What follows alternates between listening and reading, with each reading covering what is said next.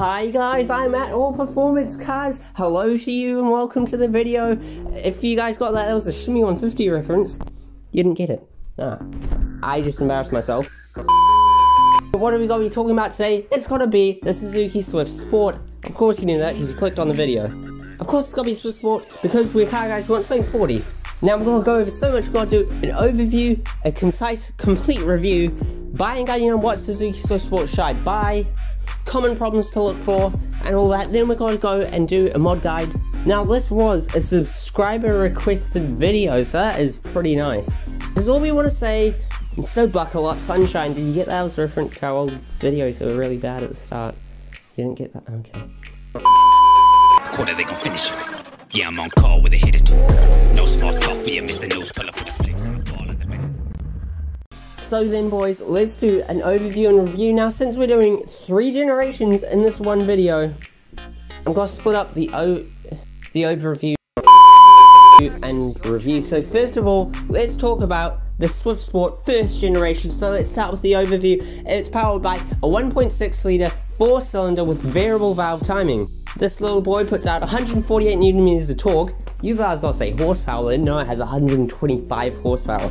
So really, that's not much. And of course, it's light, so it must be fast, right? It weighs 1,040 kgs. So is it faster? No, it's not. It's 0 to 100 in 7.9 seconds, which is pretty good. It's definitely not fast, but it's not the slowest thing in the world. So now let's continue talking about the first gen and go into the concise, quick review. So first of all, the seats are really good. The shifting is nice. It's nice, short, chuckable, notchy, and everything in the interior is where it should be. You know, there's nothing hidden where it shouldn't, like the wiper stalkers are not the back side of the chair or anything stupid like that. And then we go on to driving it. To get any power right, since it has literally no power, you have to rev the complete ears off of it. And that's actually really fun, having a ring X neck just to beat a headwind, as Top Gear said. When we come to a corner, the handling is really good. Good body control, it's nice, it's chuckable, it makes you happy, and adding to that, it's cheap. I just have to emphasize that. It makes you so happy driving one of these. But now let's get on to the negatives. So the seats were good, right? They're too high. They are too high. Being a sporty car, it should be down nice and low. No, they're too high. Now, I guess at this price point, they are quite cheap. So this might be, you know, your first car or your first sporty car. So having the seats up high does give you better visibility, especially being so small. You really can get this into any space you want. So I guess it would be good for a first driver, but you know, after some months, you're gonna want those seats lower because sporty driving style, you know. And then another bad thing, the interior is really cheap. It is really cheap. Plastics, hard, scratchy. And if you want to modify it, it's hard with these Swift Sports. There's not much parts out there, not much advice. We'll get on to more of that in the mod guide. And also the reliability of the engine and trans. They do have problems around 100,000 miles. So if you are enjoying, please do drop a like and subscribe. I really appreciate it. Very gangster. So not great. Now let's get on to the overview of the second gen. This is also powered by a 1.6 litre 4-cylinder, again with variable valve timing, this time putting out 10 more horsepower, 135 horsepower and 160 Nm of torque, this time weighing 1,080 kgs, which means 0 to 100 is slower than the first gen. It's 8.1 seconds. Why did it get slower? Anyway, let's get into the review. So positives, this now has got 6 speeds, so that means motorway cruising's a bit better, you're not ringing the engine out, 8,000 RPM doing 2 miles an hour. And again, the shifts are good, okay? Notchy, short. Again, it is a very fun car, it's chuckable, the handling's good, I'm not going to go over it too much, we just talked about it. And the interior, well, it still is cheap plastics, but it's good for its class, okay? The sound inside, like from outside, you can't really hear much, it's quite refined in that sense. And also, it's got keyless entry. That's keyless entry in a car? What is that? But now let's go on to the negatives. And speaking about keyless entry, it is a complete diddle. It is not good. And while it did have a refined lack of sound inside, the interior still is cheap, but it's on par with its competition. And the boot lid, there's a high lip on it. It just makes it hard to get stuff in. Now a bit of a pain, but yeah, and again, the seat's a bit too high. So then let's get on to the third gen with the overview. This time we've ditched the 1.6, we've picked up a 1.4 turbo unit. Oh no, it's lost all of its character and its soul because it's got a turbo. Just be quiet. No, it hasn't. We'll get into that later. It hasn't. What it's apparently lost in character and soul, it's gained in torque. This time we've got 230 Newton meters of torque. And of course, since we've got a turbo, we've got more power, haven't we? Well, yes, but no. We've got 5 more horsepower. 140 horsepower. We've got 70 more torques. Jeremy Clarkson shout out there. And 5 more horsepower. But you know, this is a modern car. It's got way so much more wrong. This is the lightest Swift Sport yet, weighing in at under 1 ton, 975 kgs, in a new car. That's awesome. 0 to 100 is done in about 8 seconds. That's quicker than the second gen. But with this car, speed doesn't matter. It's a Swift Sport, boys, you know. Just don't think about that. So now let's get on to the review. First of all, the looks. It looks so good, you know. Those headlights, all the skirts and all that, the spoiler. Now, if we were to compare it, let's say, with the previous Swift Sports and all other Super Minis, they kind of look like Tinkerbell, and in context, the 3rd gen looks like The Rock. It looks so much more masculine, which, if that matters to you, probably to most people does, but yeah, the look's way better. And also, we've got good low-down torque this time. Torque comes in about 2,000 RPM, last time it was 4,500, 5,000 RPM. Which is so much better, and also consider we have way more torque now, so it does, again, give you a much more masculine driving experience. Still not the fastest thing in the world, but that's not what this car's about, is it?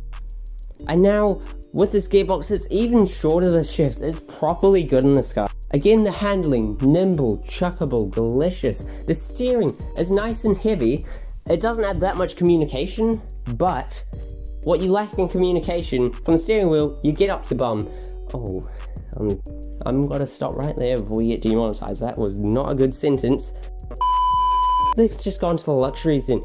There's so much equipment in this car. Like, there's so much. There's Apple CarPlay, Android Auto, lane keep assist, radar cruise control in a modern Super Mini. That's unheard of. That's proper good. Now the bads of this car. There's fake carbon fiber everywhere on the exterior. It is everywhere, and it's... I admit, it looks pretty good. It looks good. But I'm a Jap guy, and you know, carbon fiber should be carbon fiber. At least it looks good though. Like on the Civic Type R, it doesn't look that good. Continuing on, the interior looks nice. It doesn't feel nice, but it looks nice, so the thought's there. And the sound of it isn't great. Yeah. But on that note, let's just talk about the Swift Sport for a minute here. So, a lot of these car manufacturers are coming out with cars that are so fast.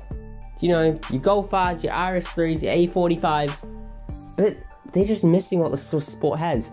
And that's what I wish, and a lot of other people would wish. That we got more cars that were like the Swift Sport. You know, they're low on power, but their handling is so good. The communication is so good. Driving them, it puts so much of a smile on your face. It's just such a fun thing to chuck around. It's like, you know, the Swift Sport and the BRZ, you know, they've been praised so much for getting this right. And some people just aren't realizing this. You know, a lot of people say that driving Fiesta ST is much funner than driving an RS3. It's way slower, but it's way more fun. That's why I wish most people would get in the cars nowadays. Just a bit of character, a bit of fun. But it's a modern world, so it's all about marketing and chasing numbers, so you can't measure how fun it is, and that's why you buy a Swift Sport. But now then, let's get on to a buying guide. First of all, what Swift Sport should you buy? The first, the second, or the 3rd gen? That'll be down to your money. Yeah, buy what you can afford. Next up, automatic or manual. You gotta buy the manual. You're not buying an automatic. If you buy an automatic Swift Sport, something's wrong, and yeah, just don't do it. What's the point? It's not fast like a Golf R. You can say, oh, I'll get the DSG because it's faster, it's a fast car. The Swift Sport isn't fast, it is fun. And if you want something fun, don't buy an automatic. Will you buy an automatic BRZ? No, you wouldn't. You're buying the manual, okay? Sorry about that. And apart from that, unlike the Evo, there's not much more to go over. Like the Evo one, there's so much to go over, you know, the SE, the MR, the GSR. 5-speed, 6-speed, no, this is nice and basic. So yeah, then just, you know, what color do you want? Do you want this, you know, packages? And then after that, we gotta look at Swift Sports to buy, okay? So let's think of some common problems with these cars. There actually really isn't much. I mean, the 1st gen had the handbrake cable stretched a lot, so yeah, I mean, you can fix that. And also with the first gen, the engine and trans did have problems around 160,000 Ks or 100,000 miles. So keep that in mind. But apart from that, engine problems, jeez. The second and third gen are clean as heck. Just, yeah, there's nothing. So, you know, just look around the normal places like rust, you know? The wheel arches, the sills. Listen for suspension knocks and all that. And of course, do some pulls, because you always gotta do a pull when you're checking out a car. So now, let's talk about a mod guide, and this isn't gonna take long, because the modding culture of the Swift Sport is complete rubbish. It's not rubbish, but you know. I was trying to research for this video, it's really hard to find it, okay? So, yeah, you're kind of on your own. But it doesn't mean you shouldn't mod it. Of course, you know, cut out a muffler or something, give it an intake. Just your standard stuff, some coilovers, some braided brake lines, you know, nice steering wheel, gear shifter, anti-roll bars. All your handling and ergonomic mods, go ahead and do it, because that's what this car's all about. Handling and ergonomics. If you get that, you get a really nice fun package. Power side though, it's quite hard to modify. The first two generations, being NA, it's hard to make power of it. Of course you could do, you know, an intake, a decat, intake manifold, a 4-to-1 exhaust manifold, they're pretty good. Full exhaust and all that. Injectors, fuel pump, you could do all that. It's gotta be expensive. And you're not going to get too much horsepower, I guess 30, 40 horsepower game. Don't quote me on that. It'll be a lot of money for that. Like a lot of money, so I don't think it's really worth it. This car isn't really all about horsepower, so would you do it? Of course, if you have got money, you could boost it.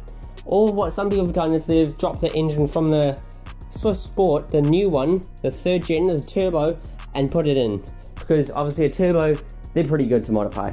Or you can get one out of a Vitara turbo, because they've got the same 1.4 litre boosted jet engine. Now let's talk about the third gen modifying it. You know, you can do all your usual stuff, and this time the gains will probably be worth it because it's got a turbo. You know, you get your intake, intercooler, 4-to-1 exhaust manifold, you know, possibly fuel pump injectors, map it, and you'll actually get good gains because it's a turbo. There's people I know it's running about 250 horsepower on the stock internals reliably. And of course, stock turbo. So yeah, if you do want to modify one of these, definitely get the third gen, because modifying a turbo is way easier than the naturally aspirated. But of course, that is the Suzuki Swift. Stay right till the end if you want to hear my Shmee 150 exit of the video, that'd be sick. But yeah, if you have made it to the end of the video, thank you so much for watching. Drop a like and subscribe. Check out my Instagram down below in the bio. I post some pretty nice pictures. And yeah, thank you so much for watching. Cheers.